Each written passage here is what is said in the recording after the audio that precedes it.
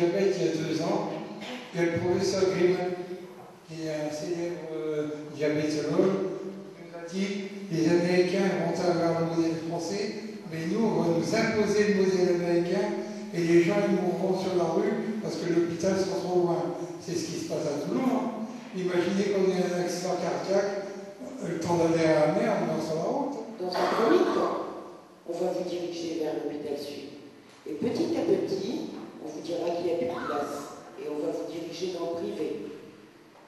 Et en fait, ce qu'ils sont en train de faire, c'est de démanteler tous les services publics hospitaliers afin de favoriser le privé et de faire du fric sur la santé des gens.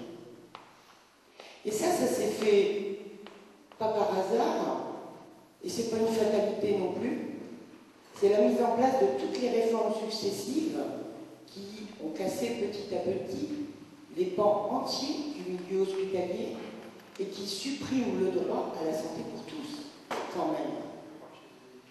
Ça veut dire que quand on dit la loi Bachelot elle est mauvaise, quand on disait que le plan Hôpital 2007 était mauvais, on avait raison, parce qu'on a bien vu dans toute la France entière des chirurgies fermées, des maternités fermées, des blocs opératoires fermés. Sur quels critères?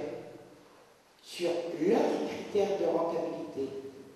Mais vous avez un critère, et vous le disiez tout à l'heure, le critère social, c'est-à-dire répondre aux besoins de la population, quelle qu'elle soit.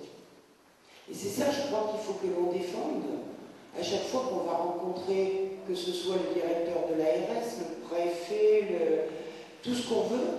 Mais je crois aussi qu'il faut quand même interpeller les hommes politiques. Parce que le directeur de l'ARS, certes, c'est, allez, on dira,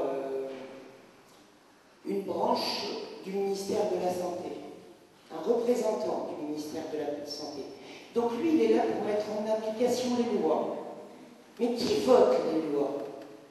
Ce sont bien les hommes politiques qui nous entourent, qui nous font des promesses électorales et qui, derrière notre dos, vont voter des lois qui ne sont pas en notre faveur, qui, bien au contraire, ne tiennent plus à aucun moment compte de nos besoins. Oui, je crois que ces 4000 pétitions, il faut rencontrer les hommes politiques, un à un, et leur dire que nous, ce qu'on veut, c'est une santé pour tous. Nous, ce qu'on veut, c'est qu'on réponde à nos besoins de proximité. Les transferts de charges, on n'a pas de sous pour les payer. Parce que quand même, quand on parle de transfert de charges, c'est bien un transfert de charges financier.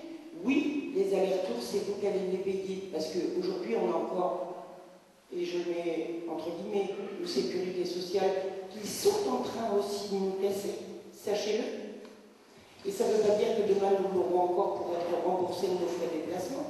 Oui, si on veut être auprès de nos malades, eh bien, il nous faudra faire du chemin pour aller les réconforter. Et ça se paye. Ça veut dire que tous les médicaments non remboursés, c'est vous aussi qui les payez.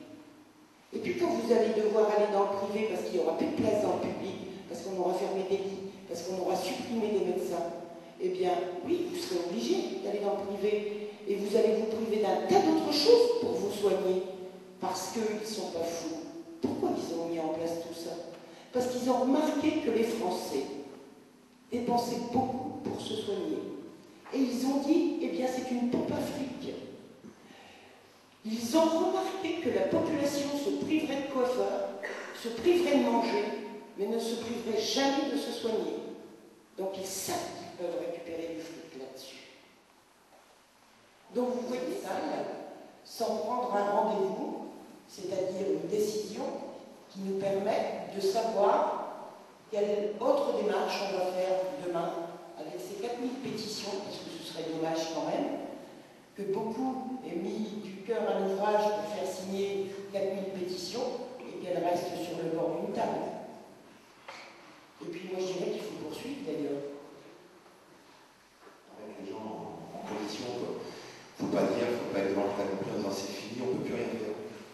Il y a des gens qui ont fait des choses, j'ai des exemples devant moi, il y en a plein, où on a réussi à inverser la tendance. Il y a des choix qui sont assez bizarres. Je peux vous en citer un. Puisque la fermeture de la maternité voisine met en situation d'insécurité et menace l'intégrité physique et ne garantit pas les conditions de survie à l'enfant à naître sur les 6 cantons du territoire de Châtillon, Châtillon-sur-Seine, le maire a pris une décision. Il est interdit à toute femme de procréer. Arrêté municipal. C'est un peu saugrenu, mais bon, ça existe. Il y a Valréas qui a rouvert sa maternité. Il y a des collectifs de femmes enceintes qui ont porté plainte pour mise en danger de la vie d'autrui.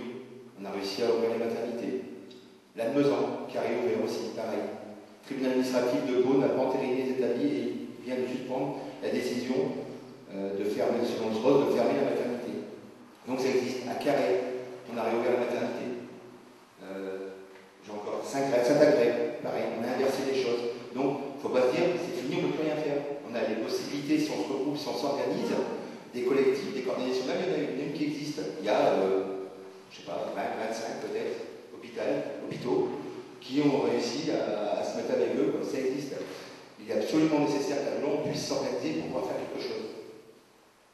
Être passif, ça n'avancera à rien. Maintenant, il faut rentrer dans l'actif. Il faut qu'on puisse s'organiser, il faut amener des noms, il faut amener peut-être une coordination nationale, peut-être une coordination locale, faire des choses pour qu'on puisse avancer. Mais ça, les décisions, on ne peut pas être tout seul. Il faut que les gens de Boulan, il faut que des gens de l'hôpital, il faut que des gens de partout viennent avec nous s'organiser.